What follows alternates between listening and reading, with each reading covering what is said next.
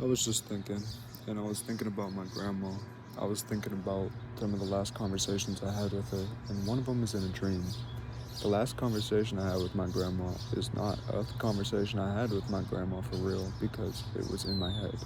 And I was dreaming about making mac and cheese for my grandma, of all things. I was cooking in the kitchen.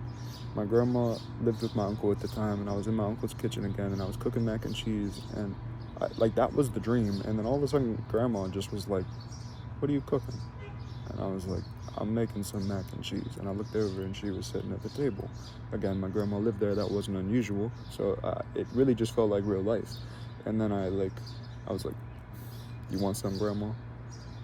"Yeah, that sounds good."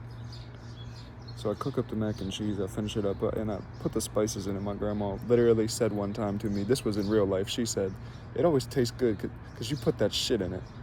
And I remember being like, I don't know if I'd call it that shit, but she was talking about all the spices I use usually. And, well, I brought it over to my grandma in the dream, and I gave her the little bowl because my grandma never wanted a lot. And I took the bowl of my mac and cheese and started eating in front of her, and then she ate it, and she said that was good. And I was like, and I was just kind of sitting in front of her. Like the dream was just playing out like it would of a normal day. And then she kind of looked at me, and I only really remember the words. I remember my mac and cheese bowl, but I don't remember looking at my grandma, but I do remember hearing the words. She said, "You know, you were kind of my last love." And I thought about it. I really looked back on that. I was like, that's real.